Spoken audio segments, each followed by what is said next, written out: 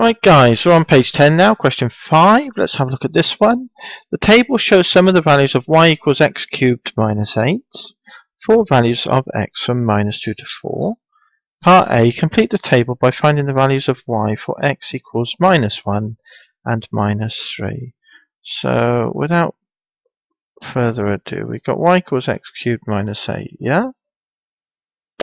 And we want to find what y is when x is minus 1. So I like to think of this as simply as input-output. So you've got an array of values that are inputted, and then you get an output from the y value. Alright, so you got your input as your x-axis, your output as your y-axis, alright? That's the way I like to think of it anyways.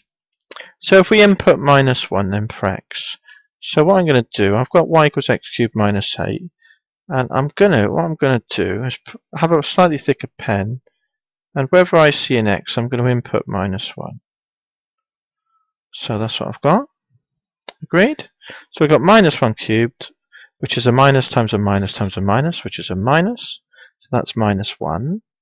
Take another 8 will give me back to minus 9, won't it? So that's minus 9.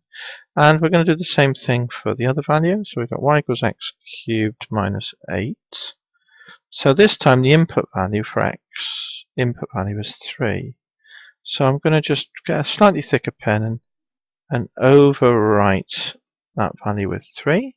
I'll put a bracket around if you want to be extra careful, just to make sure we're alright. We've got this object cubed, haven't we? 3 cubed. 3 times 3 times 3 is 27. Yeah? 3 times 3 is 9. 9 times 3 is 27. So we've got 27. Take 8. 27 take 8 is going to be 19, isn't it? So the other value, the output value, is 19. So that's that bit done. No problem there. Fairly confident. We might double check it, but I put a little tick there because I don't think that's high on my list of priorities to double check actually. So we got those values then. So we got minus, I'll just put them here because I'm going to run out of space. Minus 2 is the input, minus 16 is the output. Minus 1 input, minus 9 output. 0 input, then it's minus 8. 1 input, and then output minus 7. 2 input, output 0. 3 input, then 19. 4 input, and the output will be, if I can write it correctly, 56. Okay, let's go down, because I'm just going to scroll down here on the charts. And we're asked to put these coordinates down, aren't we? So the input was minus 2. The output is minus 16. So there's 10. You can see that 10 squares and 10 units, so 1 square is a unit, can't you? So we need to go down, either down 6 here or back up 4. So I think it's easier if I go back up. I reckon this about there. Yeah? That's minus 16. So the input was minus 2, the output was minus 16. The next one, minus 1, down to minus 9. So minus 10 and back up 1, isn't it? So we're all happy that it's there. And then the next one, the input is 0 and the output is minus 8. So it's 2 up from 10. So if I go up 1, up 2, it's just there. Agreed? Yeah? And then at 1, it's minus 7. So I'll come back up 3 now. 1, 2, 3. Yeah? That's okay then. At 2 it was 0, and that's an easy one to put down. And then at 3 it's 19, so I need to go 1 less than 20, don't we? So that would be there, wouldn't it?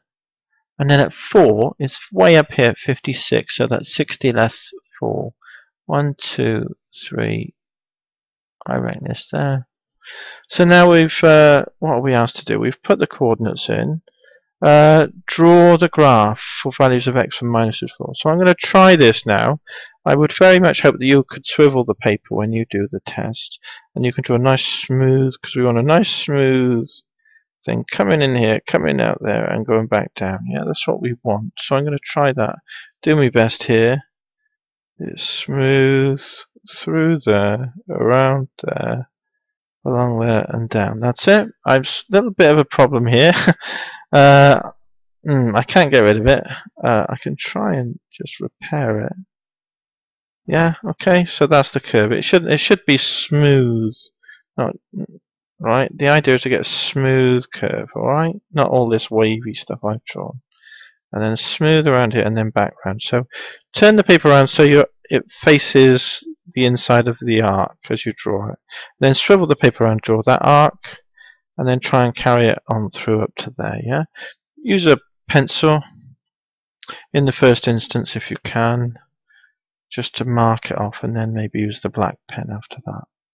Alright then, but that's certainly, I've got to go with a digital pen, so I don't think that's too bad given the circumstances. So, that's that done then. I can get rid of this. Oops. Just tidy this sheet up now. And that's that lot done, isn't it? Yeah? So that's the whole page, I think, done there, yeah? Good. Let's just go back up.